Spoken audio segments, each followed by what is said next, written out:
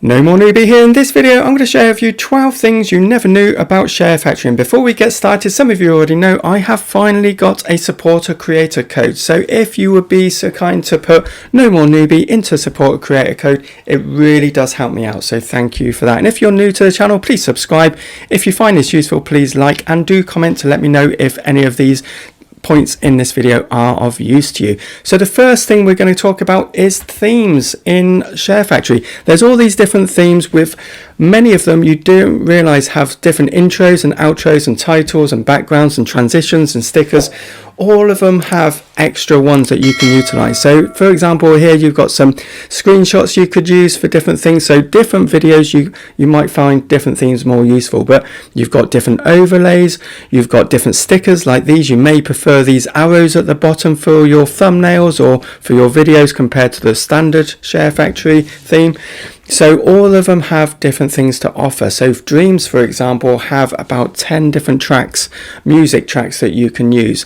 So they may well fit your videos. And the great thing is you don't have the hassle of importing them. They're already sat there for you to use. So we've gone into God of War, and there are 3 different music tracks in God of War that we could use on top of all the other Sharefactory ones that we'd normally have, and they're just sat at the top here. So what you need to do is just go through each of the different themes, see what they can offer, see what music or overlays or transitions they have to offer, and see if any of them will fit your music style. So I know that I always use the same Sharefactory theme, but I am aware that there are others in there that will be much more useful in some of my videos. So for example, here we've added a transition here. If you do a fails video or something, then this transition might be pretty cool in it, and something, or a montage or something. So just play about with things, make it interesting, just do something different to what everyone else is doing.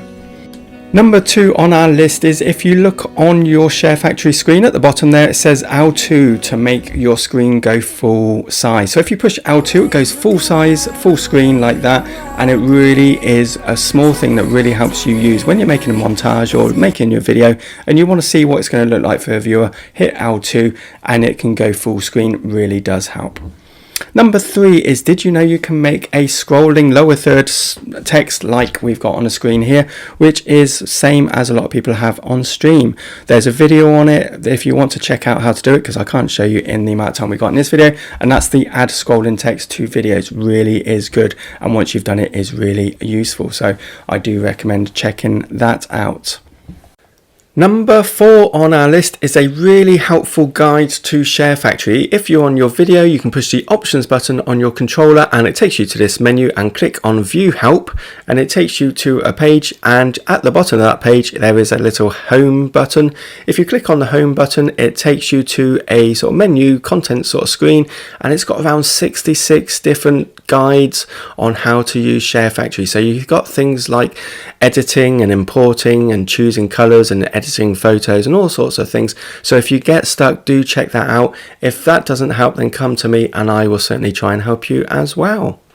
Number 5 on our list is a real time saver, especially if you write words in capitals. Okay, I wish I knew this ages ago, but what I used to have to do is, if I wanted a word completely in capitals, I used to have to type or push L2 and then click the letter, and then L2 again to make it capital, and then click the letter, and then keep doing that until the word is complete. But instead, all you have to do is double tap the L2 button, and that will keep all the letters capital until you change it back again.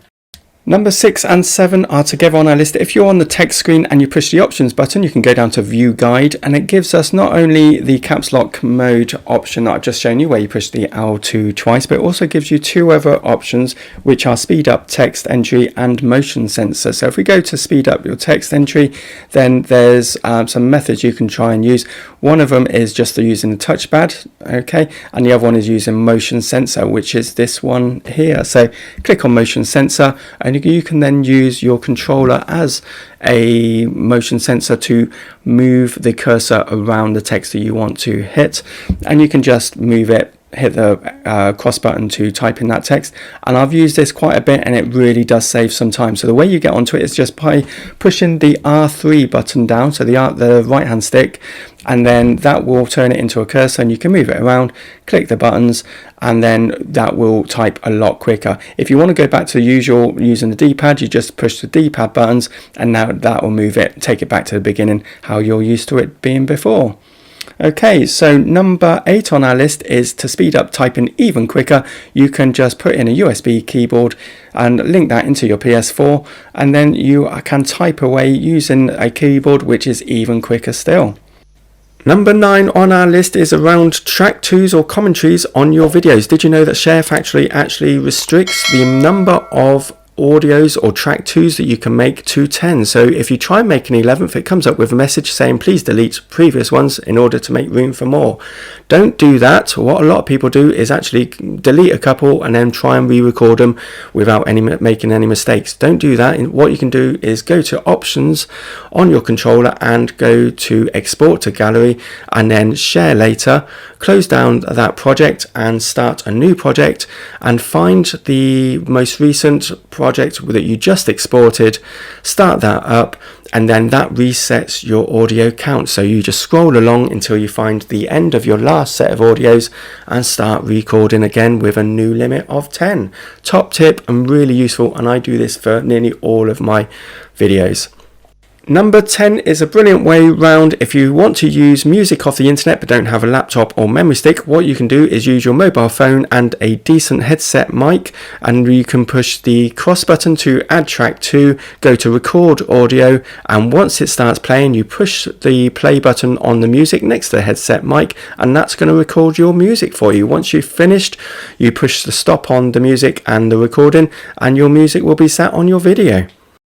Number 11 on our list is the ability to turn a screenshot from Sharefactory into an overlay or sticker, so you can use it as if it was an overlay or a sticker. You do need a laptop and a memory stick for this, but absolutely brilliant. I haven't seen anyone else show you or how to do this on YouTube, but I made a video on it because I wanted to be able to do things like you can see on the screen, where you can use a screenshot as a sticker, which is absolutely brilliant. So if you haven't learned how to do that, check out this video. It is really useful and I use it quite a lot in my videos.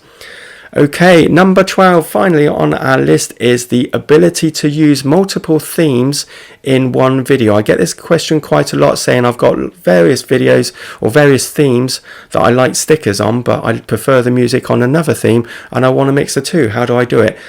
A quick explanation is that you simply start a new project and then choose a theme that you want to use and use the theme stickers or music or whatever you want. Once you've finished, you export the video and then you start a new project in a different theme, find the exported video, and then you can add the qualities from the new theme to your video. So there's a video on it that I've made already. Check that one out if you can. But in the meantime, do check out the videos on screen now.